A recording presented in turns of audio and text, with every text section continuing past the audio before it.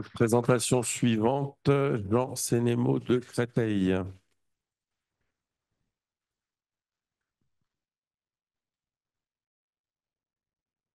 Parfait. Monsieur le Président, messieurs les modérateurs, mesdames et messieurs, chers amis, je suis Jean Sénémo, chirurgien vasculaire au CHU de Créteil et j'ai le plaisir de vous présenter une partie de mes résultats de tests de sciences que j'ai conduits dans le laboratoire LVTS à l'hôpital Bichat, qui portait sur la conception et la validation d'un revêtement mimétique de l'endothélium pour une meilleure intégration des dispositifs endovasculaires.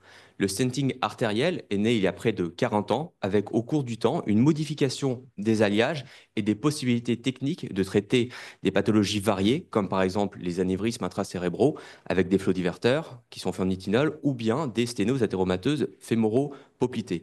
Donc bien évidemment, depuis 40 ans, il y a une multitude de devices, de stents qui sont faits donc différemment, des métaux également différemment, pour un marché global de plusieurs milliards de dollars actuellement. Toutefois, tous ces dispositifs, quels qu'ils soient et quel que soit l'étage d'implantation, ont un point faible commun, un talon d'Achille, qui va être la constitution à l'intérieur de la lumière de ces stents d'une repousse endothéliale qui va évoluer sur un mode sténotique. Et ces sténoses ont des implications cliniques extrêmement importantes en termes d'événements cérébro-cardiovasculaires, de réintervention et de coûts de santé.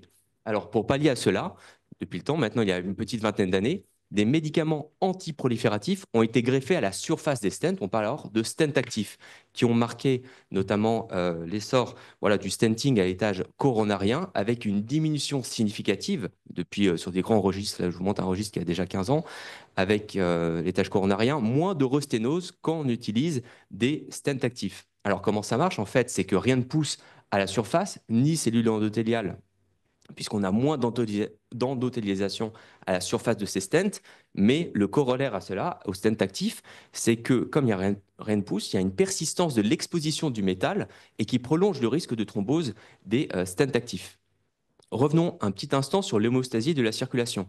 L'homéostasie vasculaire, c'est-à-dire l'absence de phénomènes thrombotiques ou inflammatoires, est assurée par une reconnaissance en permanence des éléments de l'interface sans vaisseau, c'est-à-dire le leucocyte, les plaquettes et les cellules endothéliales. Donc en situation quiescente, non inflammatoire, tout le monde se reconnaît, pas d'activation.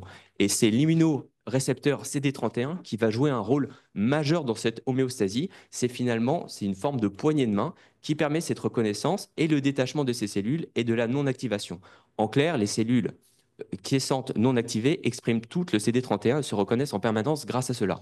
L'objectif du projet a été de greffer à la surface de stent, de dispositifs endovasculaires, des peptides mimétiques des domaines 1 et 2 du CD31, donc cette fameuse poignée de main, dont l'objectif va être finalement, cette fois-ci, non pas d'empêcher une repousse endothéliale quelconque, comme les stents actifs, mais au contraire de promouvoir une endothélisation pacifique comme une sorte de couverture et un camouflage pour faire véritablement promouvoir l'endothélisation, avoir une moindre agrégation de ces dispositifs endovasculaires.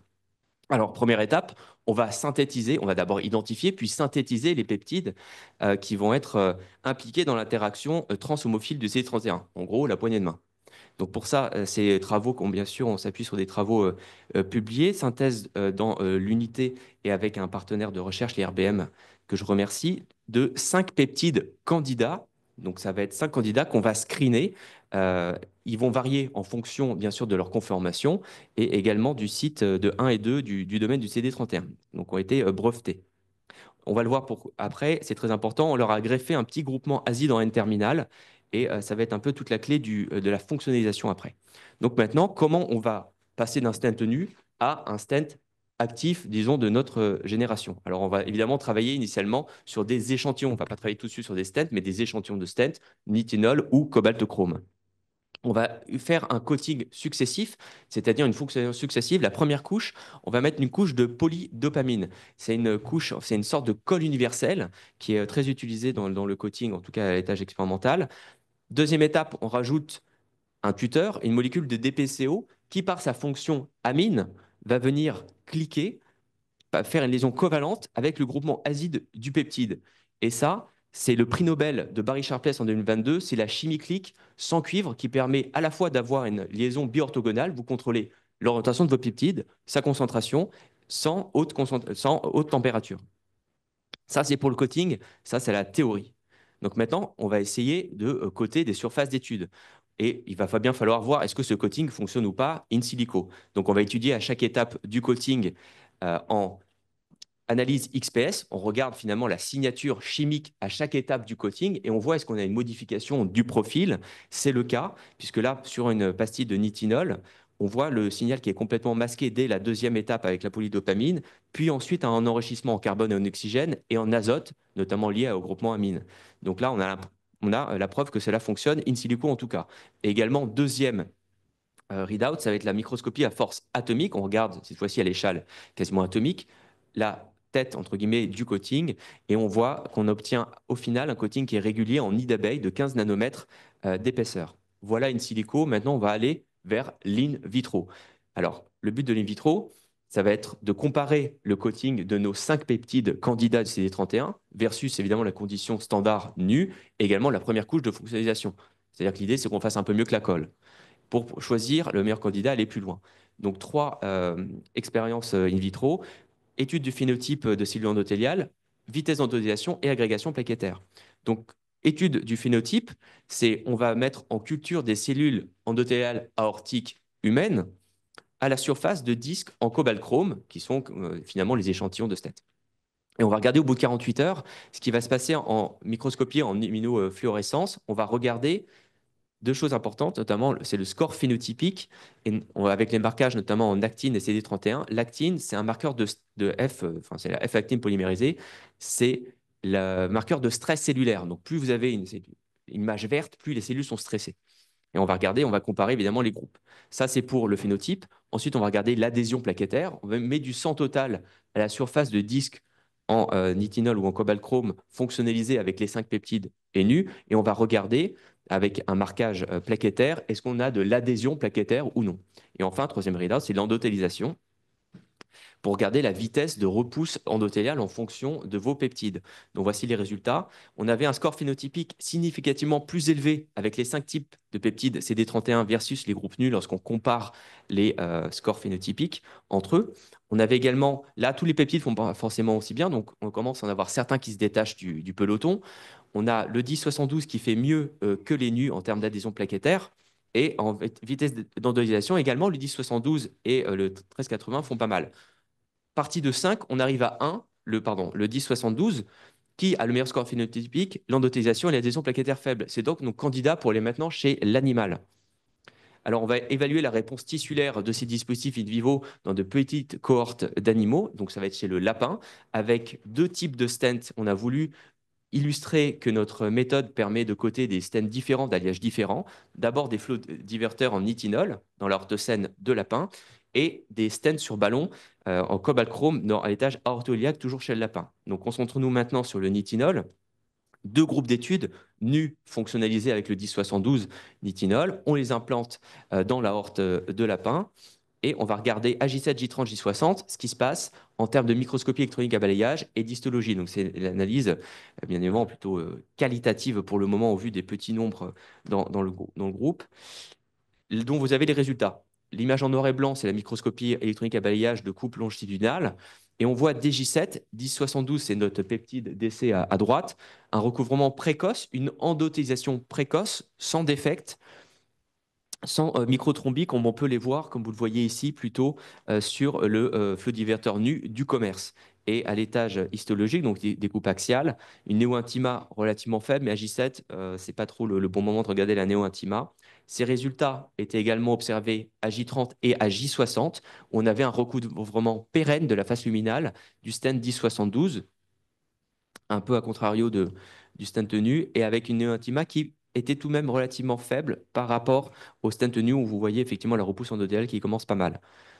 Là maintenant, même chose pour les stents en cobaltochrome où cette fois-ci on a augmenté la complexité. 4 groupes d'études, les nus, la PDA, on veut faire toujours mieux que la colle, les stents au sérolumus utilisés dans le commerce et le 1072 dont les résultats sont présentés ici.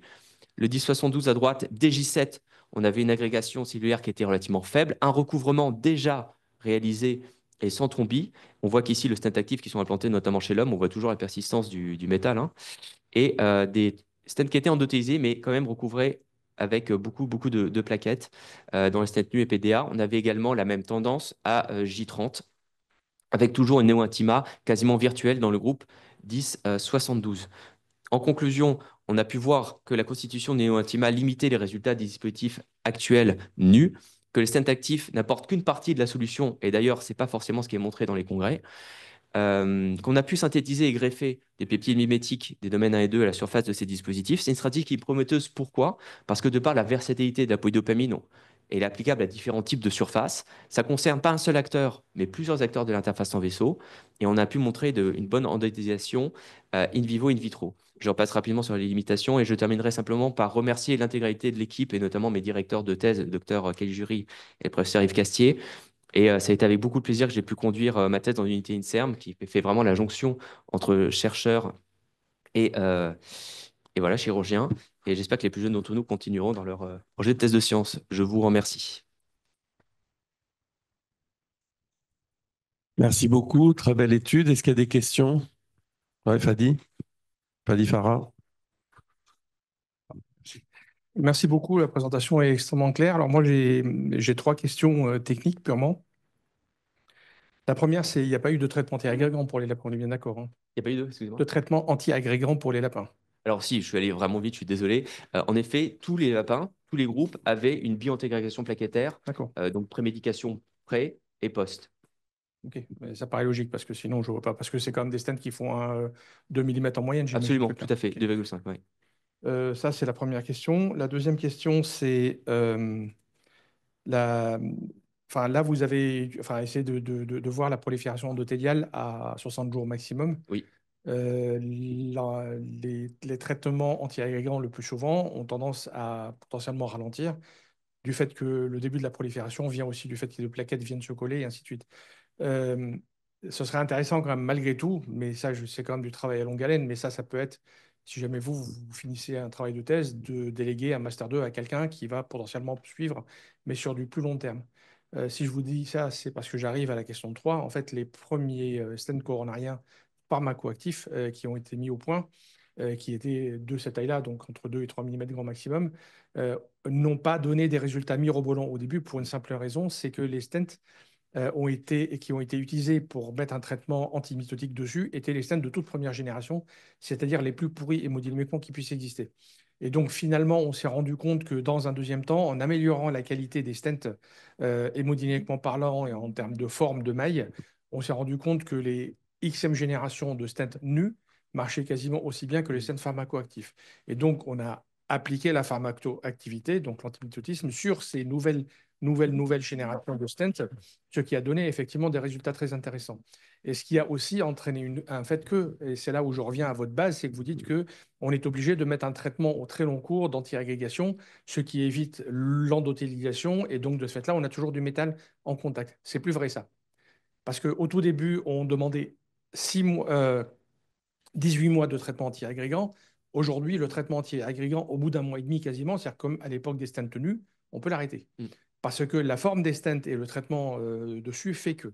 Et les rares fois où on a des possibilités de faire sur du banc d'essai animal, sur ces nouvelles générations de stents coronariens, en fait, on se rend compte que au bout de 3 à 4 mois, c'est complètement endothélialisé, sans prolifération anormale. La preuve en est, c'est que le plus souvent, les récidives, elles se font exceptionnellement au niveau du stent, elles se font ailleurs.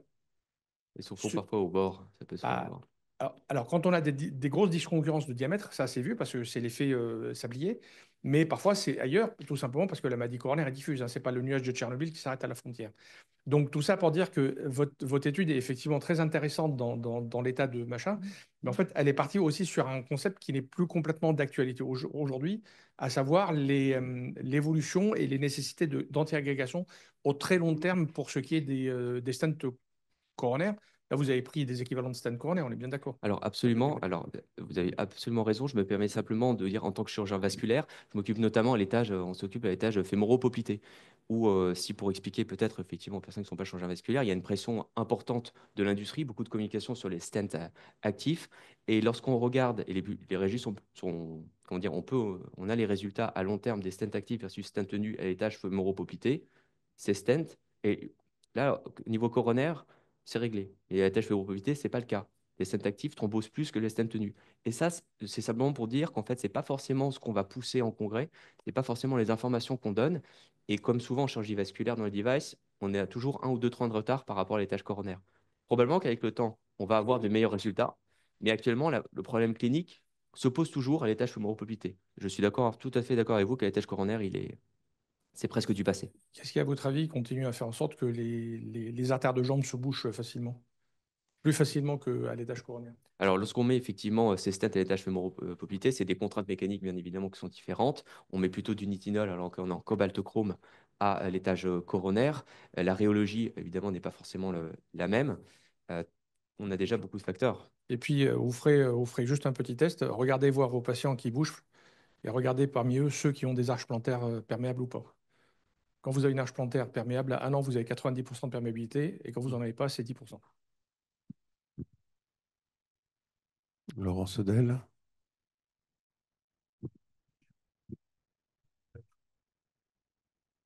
Oui, très belle communication. Je ne suis pas du tout dans le vasculaire, dans l'orthopédie. Je suis un peu étonné que vous utilisiez du chrome cobalt parce que je ne sais pas si vous savez, mais il y a un warning sur ce matériau. Enfin, en tout cas, les orthopédistes le savent actuellement. Et j'ai vu que enfin, parmi vos modèles, il y a des supports en chrome cobalt. La deuxième question, c'est dans vos modèles fixes, enfin, il manque quand même le flux, enfin, la mécanique du flux. Donc, est-ce que. Bien Enfin, sûr. voilà, deux questions. Je vais répondre à la première question. Pour le chrome cobalt, ça reste effectivement un implant vasculaire, surtout utilisé à l'étage coronaire. C'est encore le cas qui est utilisé en vasculaire périphérique assez peu.